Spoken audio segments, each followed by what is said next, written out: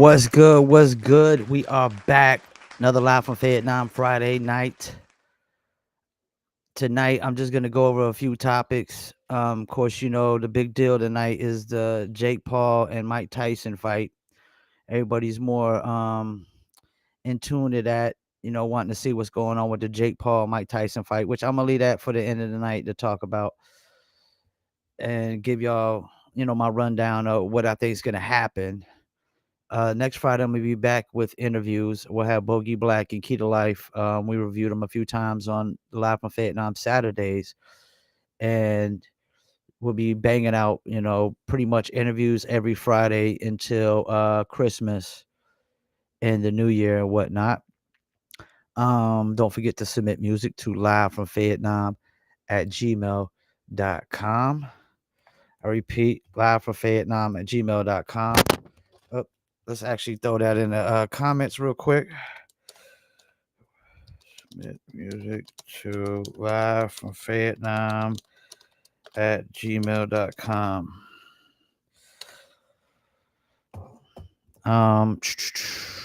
Anybody that's tuning in, appreciate you tuning in right now. A couple people on Instagram. Toast with, appreciate you tuning in. Don't forget y'all can submit MP3s to live from Fayettenam at gmail.com. 1 second.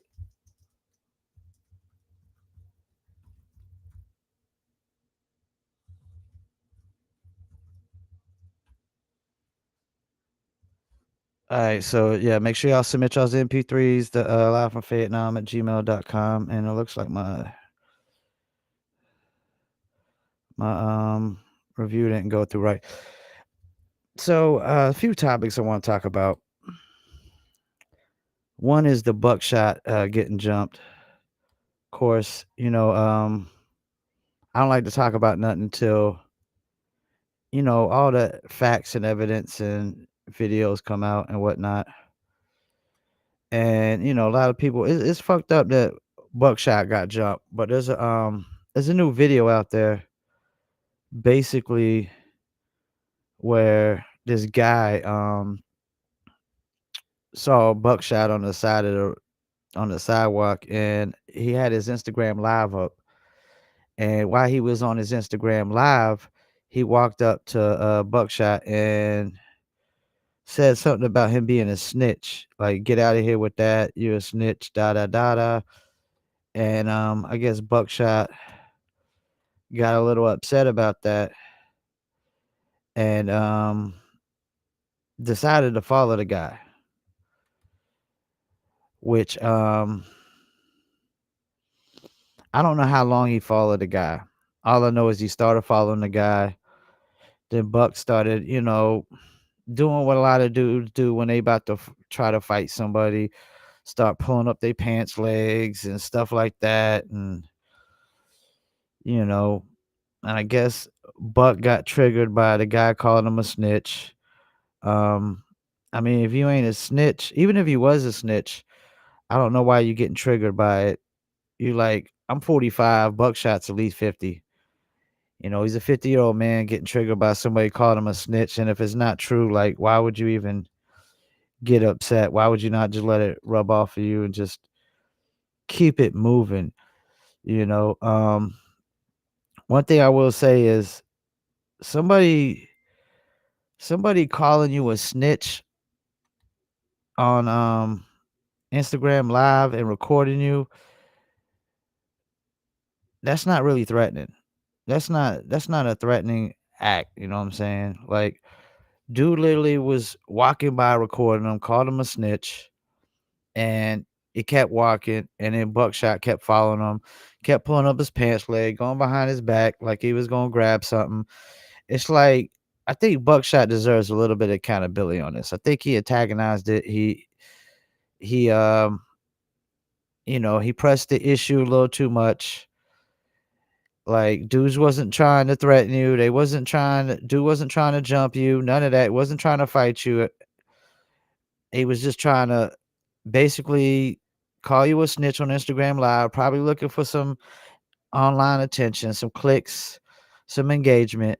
Um, and it stemmed over, like, something with some squatters and Buckshot's like, property he owns. I guess he called the police on them, so that's why they call him a snitch, which that doesn't that's the thing, like, that doesn't apply here. Like, that's not snitching, if snitching is, like, when, like, me and somebody are in a car and say we go to a convenience store and I pull out a gun and rob the convenience store worker, and then we get in the car and we leave, and say I get dropped off somewhere, and then whoever's driving gets stopped by the cops and questioned about the armed robbery and gets arrested, and then they be like, "Oh, well, I was just driving, Paul's the one who did the armed robbery," then that's snitching. But if somebody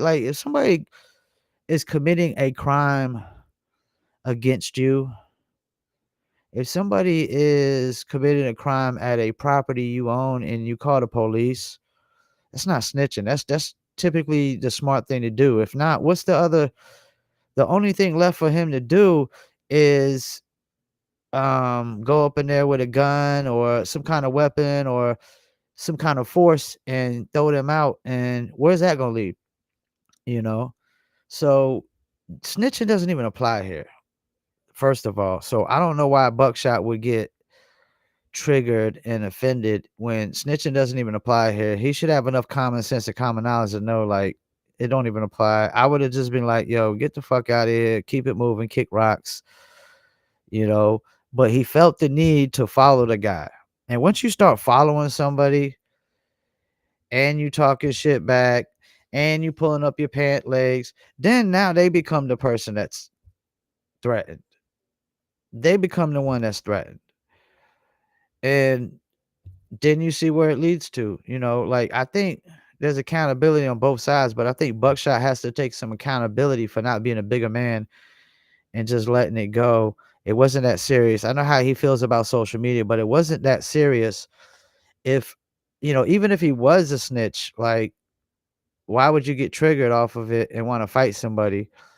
And then knowing that snitching doesn't even apply here, I just felt like Buckshot felt the need to try to, show that he was from Brooklyn and still try to be a tough guy and, you know, and whatnot. Like, I think all this could have been avoided if he didn't follow the guy. I think this would have been avoided. I think the guy would have just probably walked by, called him a snitch, and kept it going. But he kept following him. And at that point, when you keep following somebody and you talking shit, you pulling up the pants legs like people typically do when they about to fight somebody. You know how it be. They over there pulling their pants legs up, getting ready, you know. Yeah, man. What do you expect to happen, man? What do you expect to happen?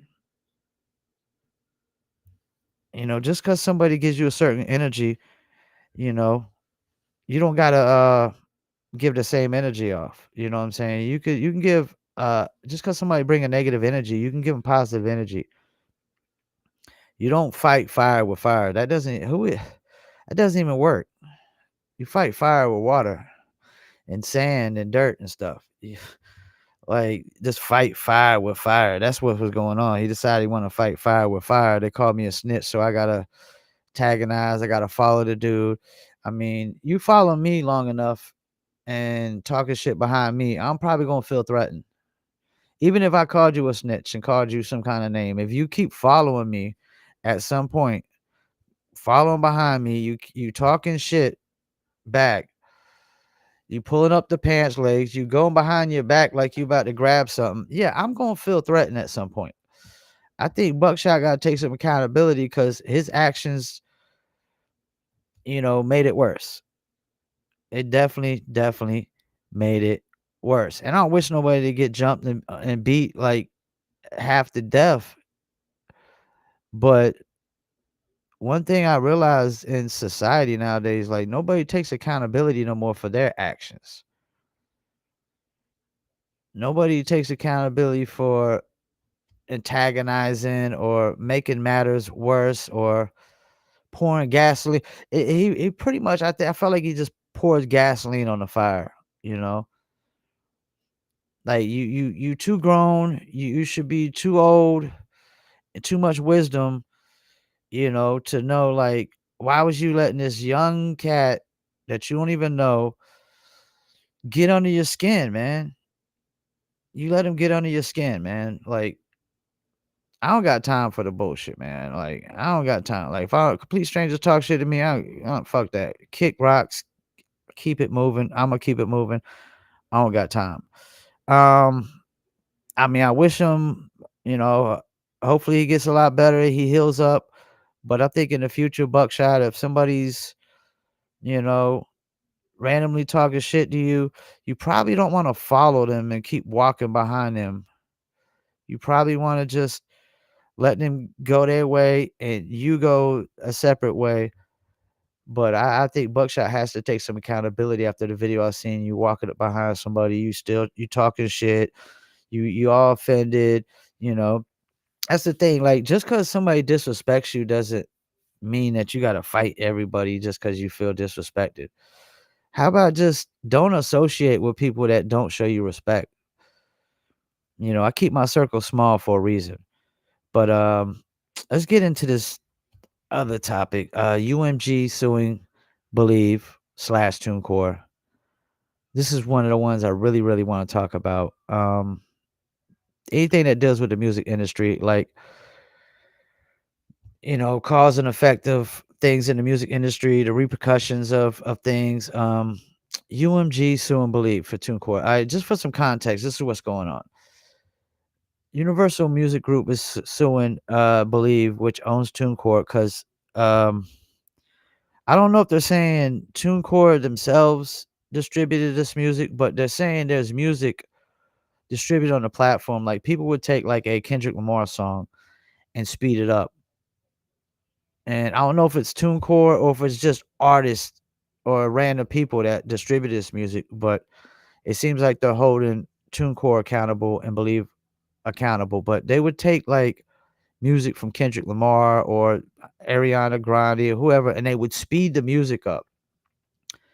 And then they would upload it and distribute it under a name that was similar to Kendrick Lamar, but had different letters. Had I think Kendrick Lamar, I think it's Lemar. They might have one that has Lemarr or Lamar, just different variations. They would have different variations. And I think there's more to this though, to me. It's not, this ain't just about the fact that the music is uploaded and it's been redistributed and sped up and all that. I think that part of this is that Universal Music Group sees an opportunity to take down a distributor. Cause think about, like, record labels, what they don't have anymore is A&Rs. They don't develop artists anymore.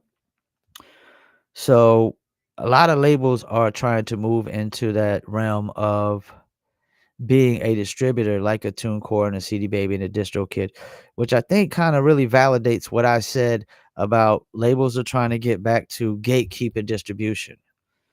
And one of the ways they're going to be able to do that is if they take down somebody like TuneCore, which I actually have music distributed. Some of my catalog is distributed through TuneCore.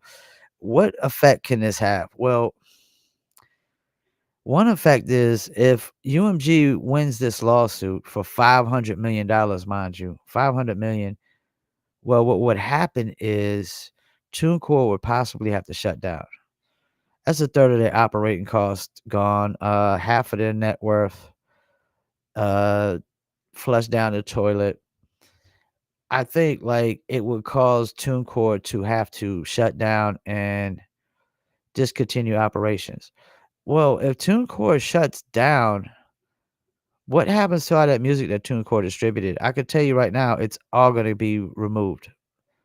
It's all gonna be removed from Spotify, Apple, Amazon, Deezer, TuneIn. I mean, all those platforms that any music is streaming on, that TuneCore is distributed to, it's all gonna be removed. Why would it be removed? That's because why would it stay on if it stays on the platform and TuneCore shuts down, how are you gonna get your payouts? So it makes sense that they would just remove the music altogether. Just like when DistroKid removed like 30, 50,000 artists like that in one day to make room for the majors is what the rumor was. Um, I think part of this is Universal Music Group seeing an opportunity to shut down a distributor like TuneCore. Because 500 million, you talking about 500 million in damages because somebody sped up a song and redistributed it under a name that is similar but a different spelling variation. I don't see how that equates to 500 million in damages. And what damages are there? Is there damage to the artist's reputation because this music was sped up and redistributed? I seriously doubt it because I don't even think most people even know that this is happening. You know what I'm saying? I don't think most people know. Most people probably assume it's some remix DJ or something like that. They probably don't automatically assume that TuneCore has any involvement or believe, and it's probably just some random person, to be honest with you, man. Like the guy in North Carolina who made hundreds of thousands of AI songs and ran 600,000 bot plays per day, you know? So yeah, man, like UMG suing a big distributor like this isn't good. You could literally see all the music from TuneCore being removed off of all streaming platforms if they lose this lawsuit. And I think it's not solely about the money. I think it's just about trying to take down a music distributor so they can fill the void. They're trying to gatekeep distribution again, like they did in the all throughout the music industry, pretty much. And they're not able to gatekeep it no more because you've had CD Babies and DistroKids and TuneCores and all these other distributors that you have out there that distribute music. I know independent distributors that that distribute music as well that bring me customers.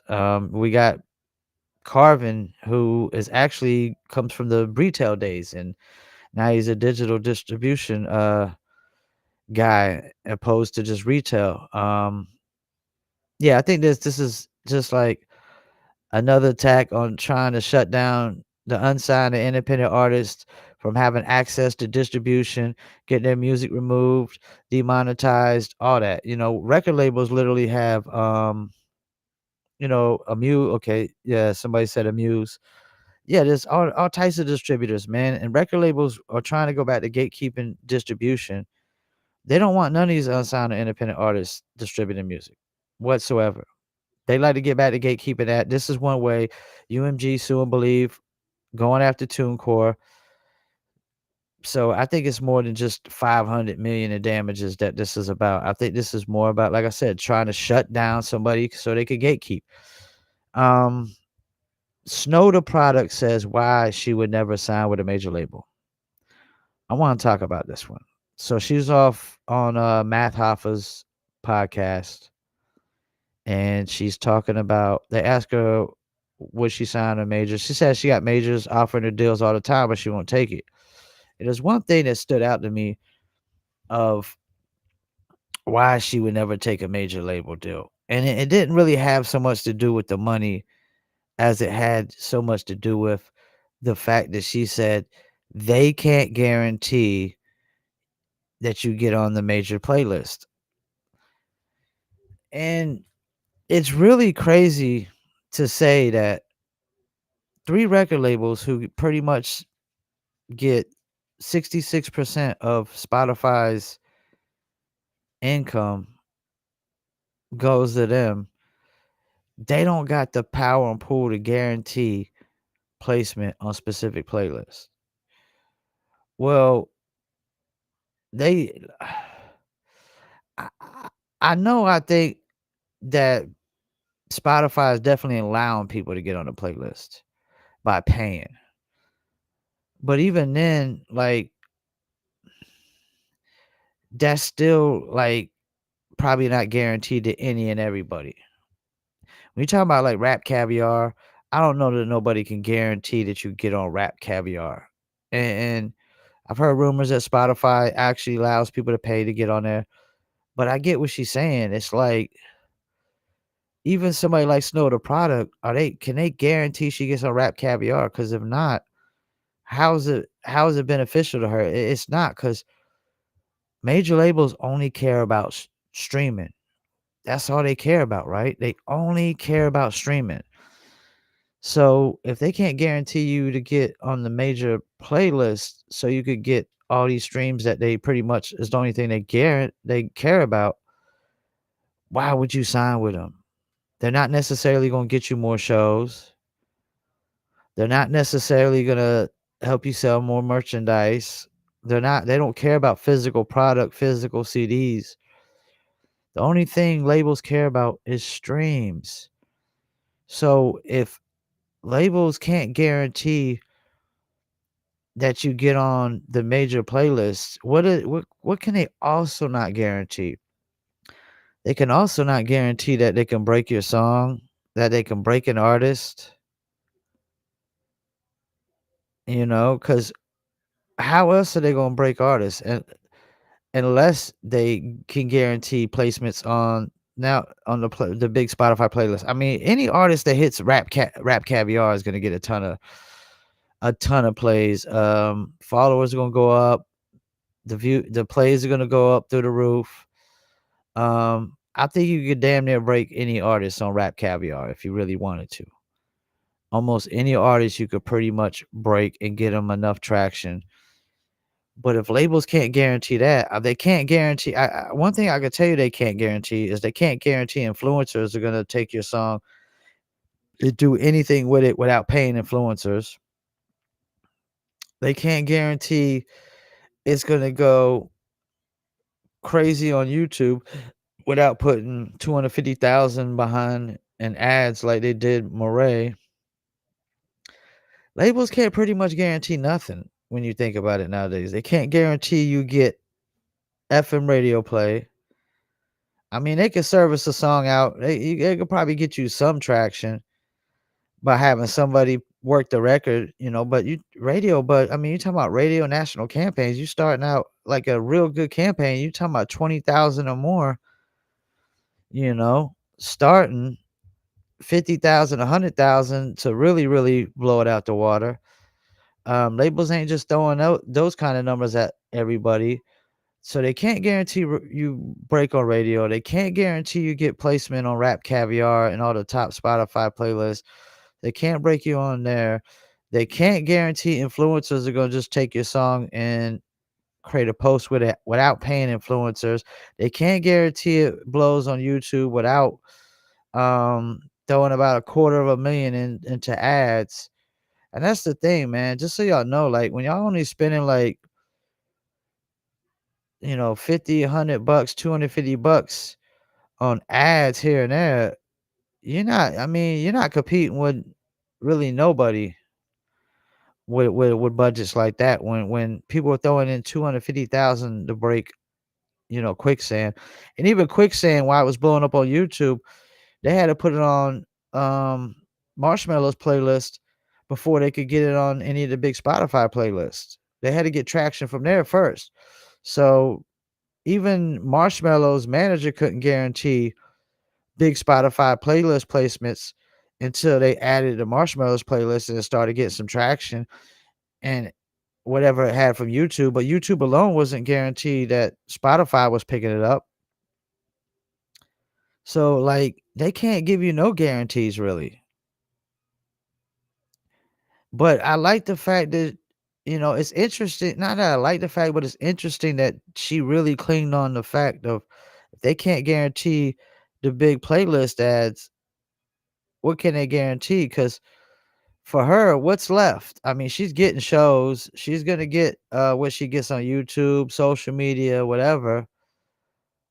The only thing really there is for her to get on some super big Spotify playlists, and she getting on Spotify playlists, but not probably not the ones that she wants to get on.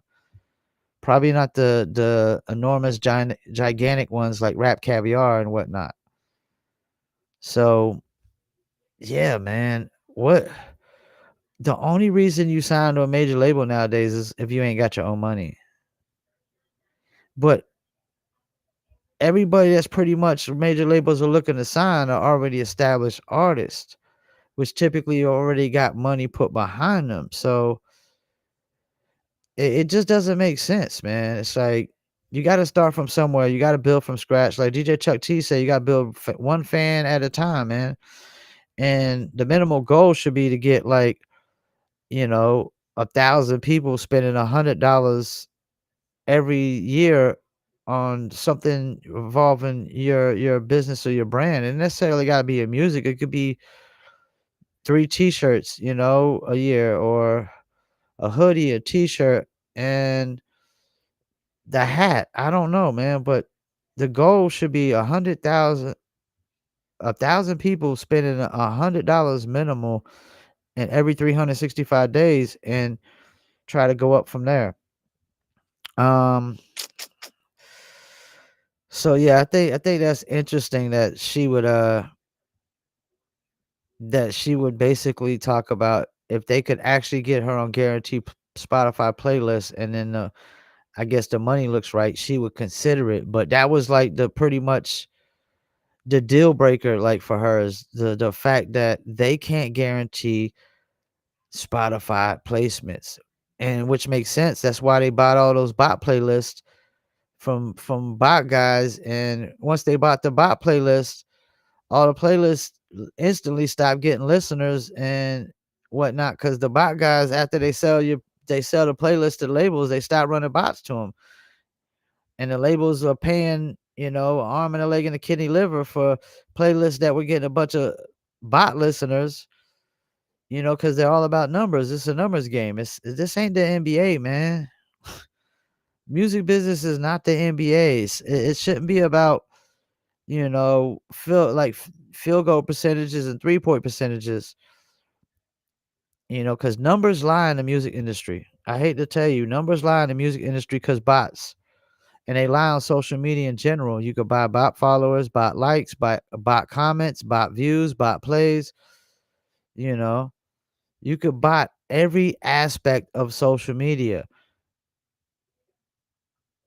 and people been botting since day one to make counts look bigger than they are for perception.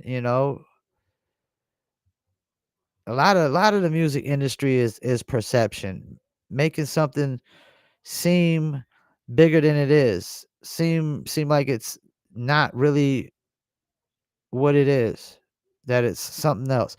Um, Tyson, Jake Paul. I know that's the thing for tonight. What do I think is gonna happen? I know a lot of people say the Jake Paul stuff is scripted. I don't know how scripted it is, and this is why. I interview a lot of bare knuckle fighters, and bare knuckle fighters, when you talk about fighters, they're some of the baddest badass fighters on the planet is the bare knuckle fighters in the BKFC and BYB. And I haven't heard any of these guys really downplay Jake Paul. When I've asked them questions about the Jake Paul and Mike Perry that happened like literally months ago, a lot of people said that they felt like Jake Paul was gonna knock out Mike Perry and was gonna beat Mike Perry. They basically validated that Jake Paul takes this thing serious. I understand that he ain't fighting professional in boxing. People say that he's always fighting UFC cats and MMA cats, but these are fighters too, though. Like, there's plenty cats coming from MMA and UFC going into bare knuckle and being far more successful in bare knuckle, which is straight hands. And I know the boxing rules are different in bare knuckle. They're different in MMA, UFC, and all that, but we're talking about professional fighters in UFC and MMA, and yeah, they might be older, they might not be boxers, but I don't know, man. Jake Paul is beating a lot of these guys, if not all of them. Jake Paul was pretty big, pretty cut. Um, he looks like he takes it serious. I mean, from the workouts I see, I mean, they don't look any different than all these other fighters I be following and interviewing. They don't look any different. He looks like he works just as hard as these cats. Um, just because he hasn't fought as a professional doesn't mean that he's not caliber of professional. Because a lot that's the thing. Some of these professional fighters can be deceiving, man. They could be really bums. Some of them are, but they just love to fight. A lot of even somebody you got guys that just lose in every damn fight, and they still love to fight and get paid to fight. So there's that. Do I think Jake Paul's gonna win? It's possible. I mean, Tyson is old. I know I seen him working out. I mean, he is Mike Tyson, but when he left boxing, man, he wasn't he was not on the top of his game at all, man. He was not on the top of his game at all. Jake Paul's a lot younger. I think Mike could get tired early, just like some of these bare knuckle fights. They're literally doing what eight two 2-minute rounds. That's three more than bare knuckle. These bare knuckle guys do once they get in the second round, they're literally exhausted. So if Mike tries to expand a lot of energy, trying to take out Jake Paul early, it doesn't work well. Um, yeah, he could tire it out. He could tire out, and it's possible Jake Paul could beat him. What do I want to see happen? I want to see Mike Tyson knock him the fuck out, man. I want to see Mike Tyson just knock this dude out and shut down all this Jake Paul shit. Um, I think the Jake Paul Mike Perry hurt Mike Perry. I think Mike Perry looks like it made him look bad. BKFC don't want you leaving and getting beaten up by Jake Paul. I know that much. They don't want you leaving and getting beat up by anybody because they feel like they're the modern day American gladiator, and which I'm not going to argue with that. And they feel like they got the baddest, toughest people on the planet fighting. But I'm interested to see how many buyouts they get. Well, it's on Netflix, so I'm interested to see how many people tune in. Not buyouts, but how many people tune in. Rumor is they're fighting at some spot that holds 100,000. If they sell out 100,000 for this, um, scripted or not, man, Jake Paul is part of the reason. Like this is what it is, and it's crazy to me that people are so interested in this Jake Paul thing. I think because they want to see him get knocked out by somebody. I think that's really what the goal is to see him get knocked out by somebody, but I don't know that he is. I don't know he's ever gonna get I don't know when he's gonna get knocked out. I don't know if he's ever gonna get knocked out. Because if it's scripted as people say it is, then he's never gonna get knocked out. That's for sure. They gonna keep scripting it and protecting him. But I think if Mike Tyson knocks him out, I'm convinced the shit was not scripted at all anymore.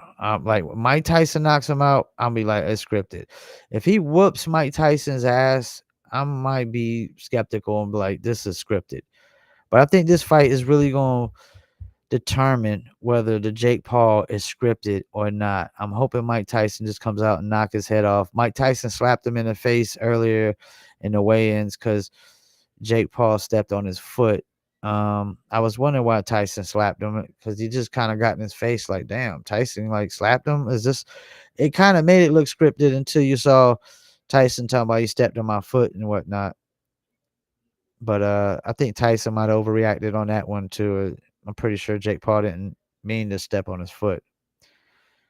And for Jake Paul, I think for him it's just for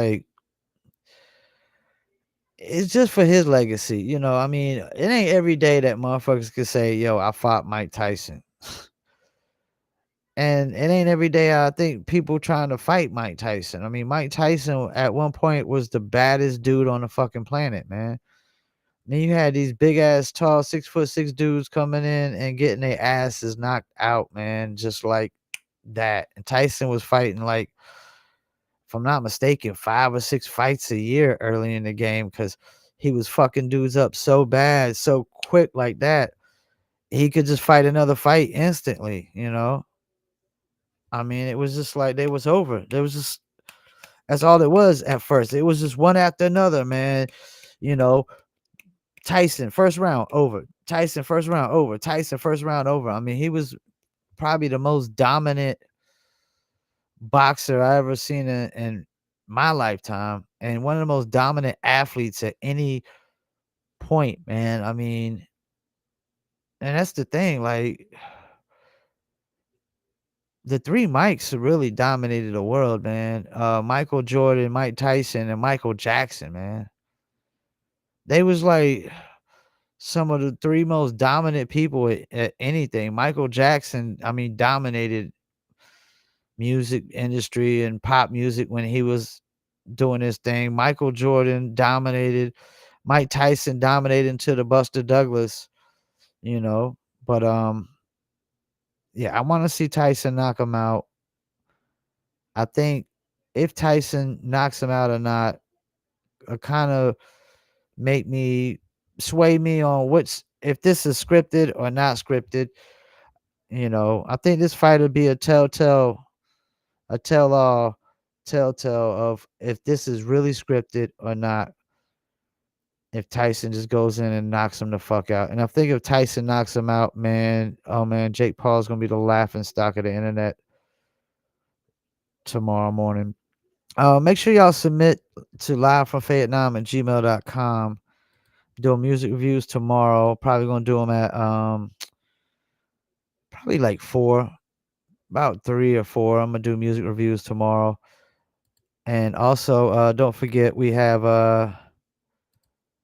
Paul Pickett Podcast. Go follow the Paul Pickett Podcast. You can scan that QR code.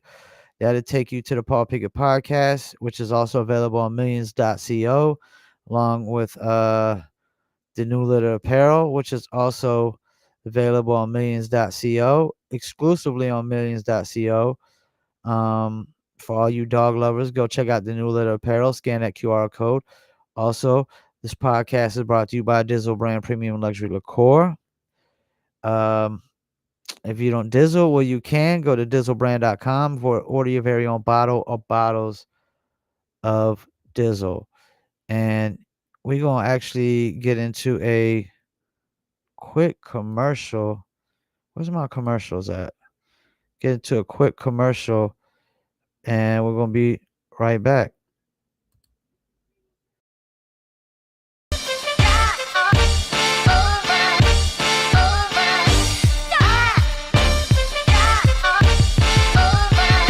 That Dizzle ain't no joke, got me addicted, ain't no coke. Let's just have a toast. Anybody want some smoke? Cause it's up, I be Dizzled up. Catch me sipping with my double cup. Can't just have one, you gotta double up. You pour it, gotta watch it bubble up. I ain't gon' lie, I cannot get enough. When Callie said I need another one, gon' have you coming back for more. But go get it while it's hot, before it be sold out in your stores. That Dizzle.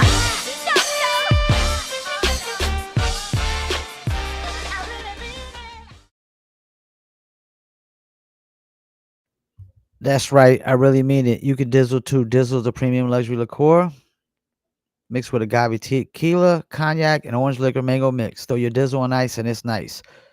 Like I said, you want to order your very own bottle or bottles, go to dizzlebrand.com along with the Dizzle brand merch as well. Somebody wanted me, actually millions.com wanted me to host this watch party tonight for the Jake Paul and Mike Tyson, but it was last minute. Of course, we do live from Fayettenam on Fridays. But I told them, let me know a week ahead, and I'll probably start hosting some of these watch parties for these boxing matches and bare knuckle matches. And I'm thinking they're gonna want me to do it on their website, millions.co. So go check it out. And I'm actually gonna start probably live streaming from there as well with the Paul Pickett podcast and that content. So make sure y'all submit live from Fayettenam at gmail.com, MP3 only. I will be reviewing music tomorrow, probably for like an hour, about 3 p.m. Eastern time, 4 p.m. Eastern time. And also, don't forget you can go to promopalace.biz if y'all need online marketing promotion for your music, product, brand, or service. Go to promopalace.biz. We do ads and influencers marketing. We'll advertise on any net platform that you want to advertise on, and we also have a lot of influencers that we could pay to promote your music, product, brand, or your service. So I'm about to call it a night. Get ready for tomorrow. I'm about to tune in a little bit, see what's up with this Jake Paul and Mike Tyson that everybody's enamored about, and I just want to, I don't know, I'm not too excited about it, but I definitely want to check out just the Jake Paul Mike Tyson fight, just the beginning of it and see how it goes. I probably won't watch the whole thing. Appreciate anybody tune in. Don't forget to tune in tomorrow for music reviews. Peace, and I'm out.